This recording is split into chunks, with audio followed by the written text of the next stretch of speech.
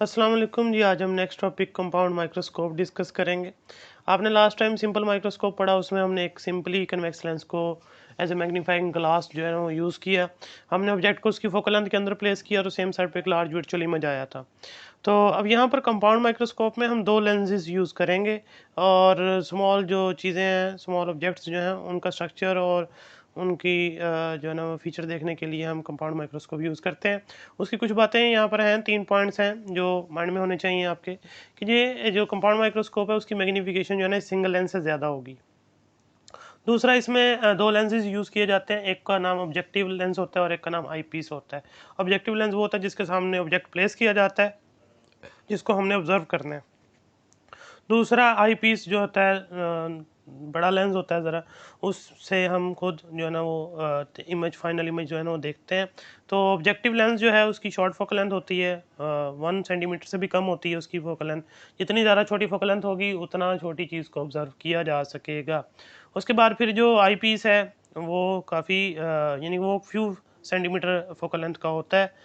अब यहाँ पे देखें उसकी मैग्नीफिकेशन, हम बात करते हैं उसकी वर्किंग की, कैसे वो फाइनल इमेज जो है ना क्रिएट करती है।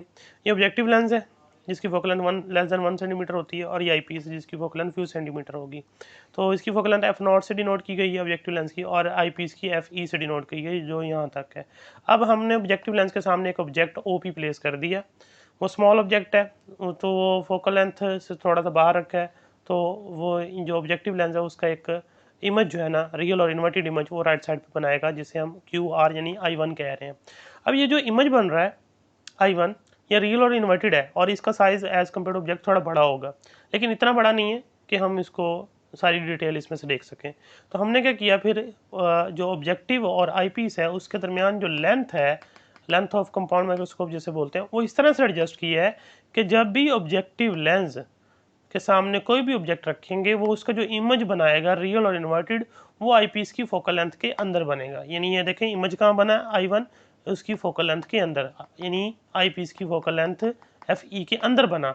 अब ये है तो इमेज ही आई वन, लेकिन ये आई पीस के लिए एज ए ऑब्जेक्ट काम कर रहा है। अब एज ऑब्जेक्ट काम कर रहा है तो उसकी फोकल लेंथ के अंदर पड़ा हुआ है, तो फोकल लेंथ के अंदर पड़ा होता है तो डेफिनेटली सेम साइड पे एक लार्ज वर्चुअल इमेज बनता है। तो रेज जो जहाँ पर मीट कर रही थी वो इमेज बना रही है आई वन, वो रेज आगे ट्रैवल करती जाएंगी, ये ऊपर वाली रे नीचे, और नीचे ये वाली ये इधर आके यहाँ से लेंस के लोअर पार्ट से रिफ्लेक्ट होंगी इस तरफ, और हमारा आई और ब्रेन उसको स्ट्रेट देखता है, और वो यहाँ हमें मीट होती हुई दिखाई देती हैं, और यहाँ पे हमें फाइनल इमेज, जो ऑब्जेक्ट यहाँ पड़ा उसका जो फाइनल इमेज है वर्चुअल लार्ज और इन्वर्टेड इमेज जो है ना हमें नज़र आता है आई टू की शेप में। तो इस तरह से ये काम करता है कंपाउंड माइक्रोस्कोप।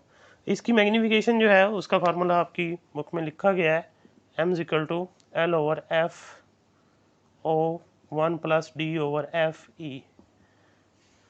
तो ये देखें, ये इसका इसकी डेरिवेशन तो नहीं है, डेरिवेशन आप फर्स्ट ईयर में जाके करेंगे। ये इसको ड्राइव कैसे करते हैं।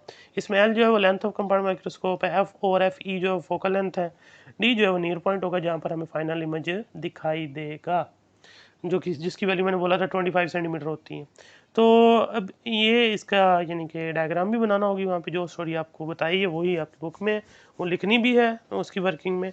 उसके बाद फिर हम इसकी यूजेस की बात करते हैं, वो शॉर्ट में पूछे जाते हैं।